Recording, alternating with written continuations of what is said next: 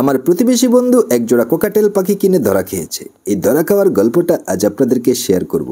আসসালামু আলাইকুম ভিউয়ার্স, কেমন আছেন? আমি ফারুক আছি আপনাদের সাথে। ফানলি বার্ডে আপনাদেরকে অভিনন্দন। আজকের ভিডিওটি স্পেশালি তাদের জন্য যারা পাখি সম্পর্কে কোনো অভিজ্ঞতা না রেখে প্রথমবারের মতো পাখি কিনবেন। কি কি বিষয়ে খেয়াল রাখবেন সেই বিষয়ে কিছু মেসেজ ড্রপ করব। আগে বন্ধুর ধরা খাওয়ার গল্পটা বলি।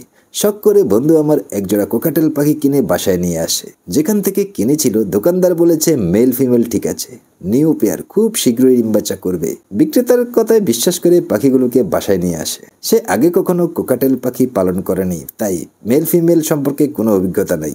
বাসায় এনে একটু ঘাটাঘাটি করে বুঝতে পারে এদের মেল ফিমেল ঠিক নাই, দুটাই ফিমেল পাখি। পরে বন্ধু আমার যে পেট শপ থেকে পাখিগুলোকে নিয়েছিল সেখানে ফোন দেয়, বিষয়টি জানায়। সেখান থেকে তাকে জানানো হয়েছে 1 সপ্তাহ পরে নিয়ে আসেন, এখন আমাদের কাছে স্টকে নেই। তো 1 সপ্তাহ পর বন্ধু আমাকে নিয়ে চলে আসে এই পেট শপে যে কোকাটেল পাখিগুলো ছিল সেগুলো আবার বন্ধুর পছন্দ হয়নি, পড়ে গেল আরেক চিপায়। কি করবে এখন? মানে সে রানিং কোনো পেয়ার নেবে না, নিউ পেয়ার নেবে।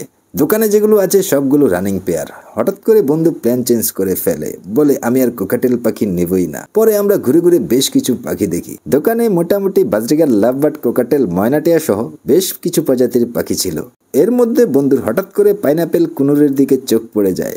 এগুলোকে দেখে বন্ধুর মনে লাড্ডু ফুটে যায়। আমাকে বলে এগুলো আমার লাগবেই। তো বন্ধুর যখন পছন্দ হয়ে গিয়েছে, শখের জিনিস, পাখিগুলোর মেল ফিমেল কনফার্ম হতে হবে। দোকানদারকে জিজ্ঞেস করলাম, দোকানদার বলেছিল এগুলো ডিএনএ করা। পাখিগুলোকে দোকানদার সুপার টাইম বলে একটু চাপা মারলো, কারণ পাখিগুলো হাত থেকে খাবার খায়, ভয় পায় না।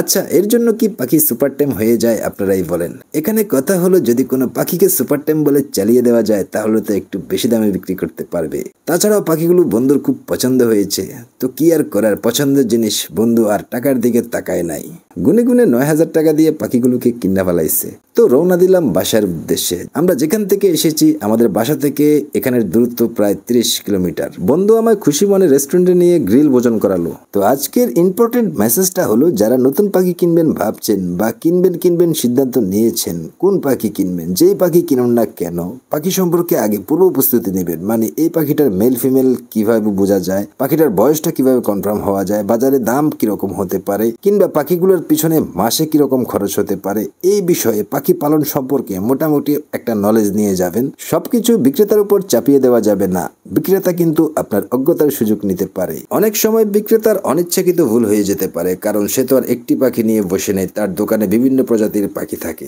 অনেক কাস্টমারের চাপে আপনার সাথে গোলমাল পাখিও ফেলতে পারে, তাই বুঝে শুনে পাখি কিনতে হবে। তাই সর্বশেষ কথা হলো, আপনি যেই পাখি পুষতে চাচ্ছেন বা কিনতে চাচ্ছেন, সেই পাখি সম্পর্কে ন্যূনতম সেন্স নিয়ে তারপর কিনতে যাবেন। আশা করি বিষয়টা বুঝতে পেরেছেন। যদি ভালো লেগে থাকে লাইক দিয়ে যাবেন, আর এরকম ভিডিও দেখতে চাইলে চ্যানেলটি সাবস্ক্রাইব করে রাখতে পারেন। ধন্যবাদ।